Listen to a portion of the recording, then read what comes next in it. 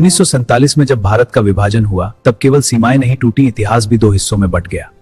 लेकिन एक और विभाजन हुआ था जो नक्शे पर तो था पर दिलों में नहीं। पाकिस्तान दो हिस्सों में बना, पश्चिम पाकिस्तान और पूर्वी पाकिस्तान। दोनों के बीच 1600 किलोमीटर की दूरी और बीच में भारत। पूर्वी पाकिस्तान की जनता भाषा में अलग, संस्कृति में अलग और सोच में अलग थी। फिर भी सत्ता पश्चिम पाकिस्तान के हाथों में थी।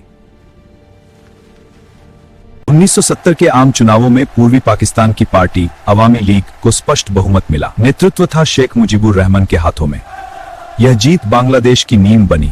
25 मार्च 1971 की रात ऑपरेशन सर्च लाइट। ढाका की सड़कों पर टैंक उतरे, विश्वविद्यालयों में गोलियां चली, हजारों निर्दोष नागरिक मारे गए। अप्रैल से जून 1971 के बीच लगभग 1 करोड़ शरणार्थी भारत की सीमाओं में आए। पश्चिम बंगाल और बिहार के शिविरों में भीड़ बढ़ती गई। भारत के सामने चुनौती केवल मानवीय नहीं थी, आर्थिक और सुरक्षा संबंधी भी थी। मैंने स्थिति का आकलन किया है।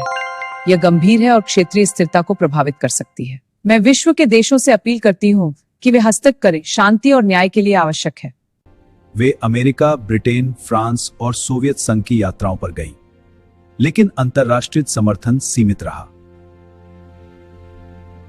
इस बीच पूर्वी पाकिस्तान में मुक्ति वाहिनी का गठन हुआ। भारतीय सेना ने उन्हें प्रशिक्षण और रणनीतिक सहायता दी। युद्ध अब केवल संभावना नहीं, अनिवार्यता बन चुका था। जब तक सेना पूरी तरह तैयार न हो, युद्ध शुरू नहीं होगा। लॉजिस्टिक्स, गोला बारूद, पुल, संचार, हर स्तर पर तैयारी की गई। भारत ने तीनों सेनाओं के संयुक्त अभियान की योजना बनाई: थल सेना, वायुसेना और नौसेना। रणनीति साफ थी: पूर्वी मोर्चे पर तेज, निर्णायक और बहुदिशात्मक हमला। 3 दिसंबर 1971 की शाम पाकिस्तान ने पश्चिमी मोर्चे पर भारतीय वायु अड्डों पर हवाई हमला किया। यह 1966 के अरब इजराइल युद्ध की तर्ज पर प्रीएम्प्टिव स्ट्राइक थी। हमने दुश्मन के हमले से पहले ही कार्रवाई की। भारत ने इसे औपचारिक युद्ध घोषणा माना। 4 दिसंबर को भारतीय वायुसेना ने जवाबी कार्रवाई शुरू की। पूर्वी पाकिस्तान में पाकिस्तानी हवाई क्षमता लगभग निष्क्रिय कर दी गई।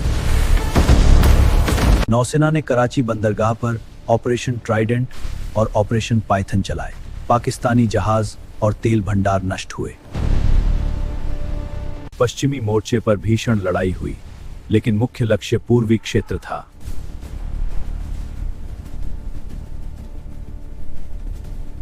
पूर्वी पाकिस्तान में भारतीय सेना ने 4 दिशाओं से प्रवेश किया: मेघना, सिलहट, जेसोर और चिटगांव सेक्टर।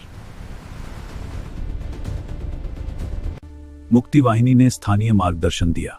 इस रास्ते से जाओ, शत्रु का पता नहीं चलेगा। संचार लाइनों को तोड़ा गया। लाइनें काट दो, जल्दी। भारतीय वायुसेना ने मेघना एयरलिफ्ट के जरिए सैनिकों को नदी पार पहुंचाया। यह अभियान युद्ध की दिशा बदलने वाला साबित हुआ। केवल 10 दिनों में भारतीय सेना ढाका के बाहरी क्षेत्र तक पहुंच गई।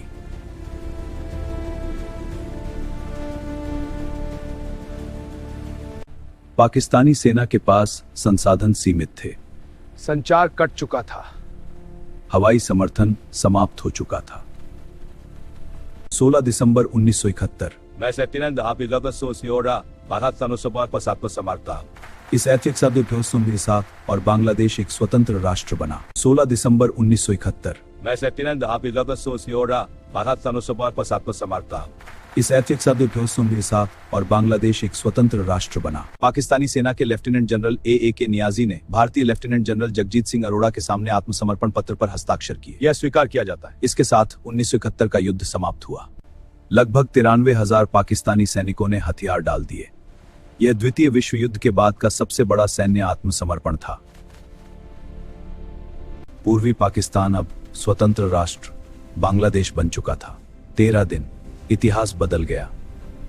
दक्षिण एशिया का नक्शा बदल गया। इस युद्ध के 3 प्रमुख परिणाम हुए: बांग्लादेश का निर्माण, दक्षिण एशिया में शक्ति संतुलन का परिवर्तन, भारतीय सैन्य रणनीति की वैश्विक मान्यता।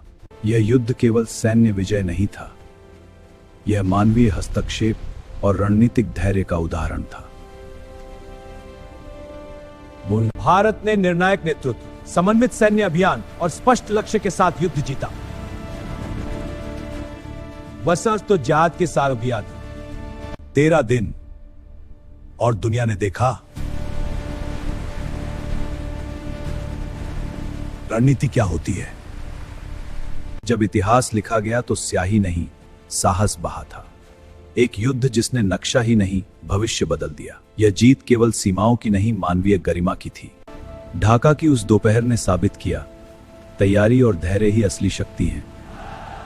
भारत ने युद्ध नहीं, आज भी दक्षिण एशिया की राजनीति में ढाका की उस दोपहर ने साबित किया, तैयारी और धैर्य ही असली शक्ति है।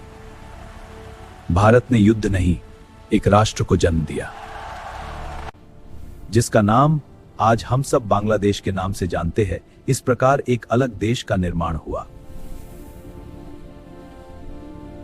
अगर वीडियो पसंद आया हो तो चैनल को सब्सक्राइब कर ले और वीडियो को शेयर जरूर करें। जय भारत माता की। आपके एक लाइक से हमें वो मोटिवेशन मिलता है जिससे हम आपको घंटों मेहनत करके वीडियो बनाते हैं, वह वीडियो आप तक जल्दी से जल्दी पहुंच सके।